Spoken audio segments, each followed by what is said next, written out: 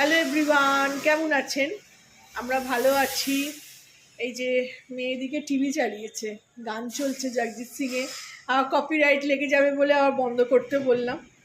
তো আজকের দিন শুরু করছি, ব্রেকফাস্ট বানাচ্ছি।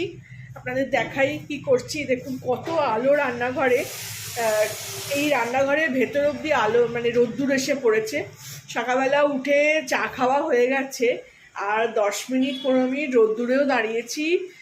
মানে এত ভালো এখানে যে D3 কম আমাদের মহিলাদের সব থেকে বেশি, সব মহিলাদের কেন ছেলেদেরও হয়, D3 অভাব থাকে। তো আর বয়সকালে এসে তো বেশি, তো এই রোদ্দুরে দাঁড়ালে একদম মনটা জুড়িয়ে যাচ্ছে। আর এই শীতকাল তো আরও ভালো।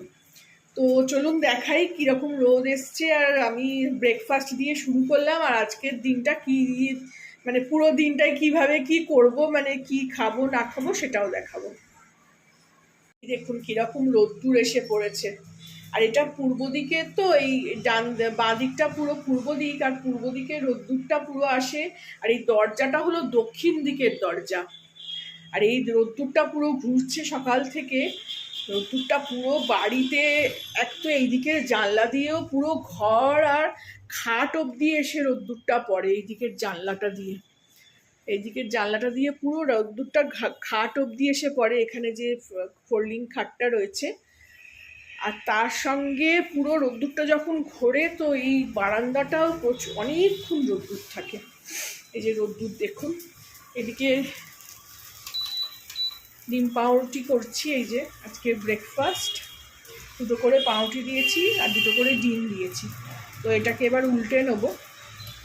আর এদিকে করব আজকে তেহেরি, 1 পট মিল করব। চাল, গোবিন্দভোগ চাল ভিজিয়ে রেখেছি।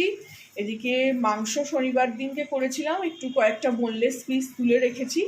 আর এদিকে যেমন পেঁয়াজ, আদা, রসুন, কাঁচা লঙ্কা এগুলো কষিয়ে নেবো। কষিয়ে নিয়ে মাংস কষাবো, করে চাল দিয়ে দেবো। একবারে একটা ভালো মিল হয়ে যাবে, ভালো ভারী। তার সঙ্গে তো দই থাকবে, দই আছে, দই নিয়ে নেবো। আর এই রোদ্দুরটার জন্য রান্নাঘরে না কোনোখানেই আলো জ্বালাতে হয় না আমাদের। মানে সারাটা দিন সারা বাড়ি জুড়ে আলো থাকে এরকম। মানে বেডরুমে তো দরকারই লাগে না, বেডরুমে তো আমরা বেশিক্ষণ বসি না, আর বসলেও দরকার লাগে না অত আলোর। আর এদিকেও তাই, ঘর ভর্তি আলো। আর বারান্দাও সব গাছগুলো আপনাদের দেখাই, অনেক দিন দেখানো হয়নি।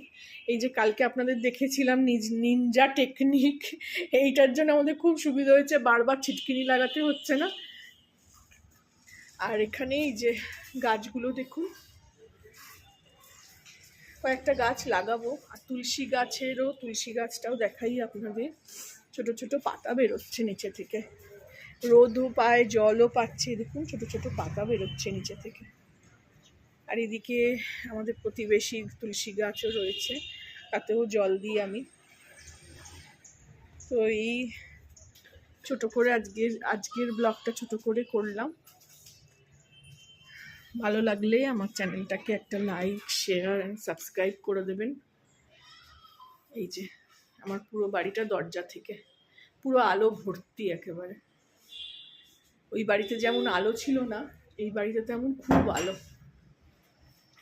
চলুন ব্লগটা এখানেই শেষ করি, ছোট করেই আপনাদের সঙ্গে শেয়ার করলাম। ভালো লাগলে আমার চ্যানেলটাকে একটা লাইক, শেয়ার অ্যান্ড সাবস্ক্রাইব করে দেবেন। Thank you for watching.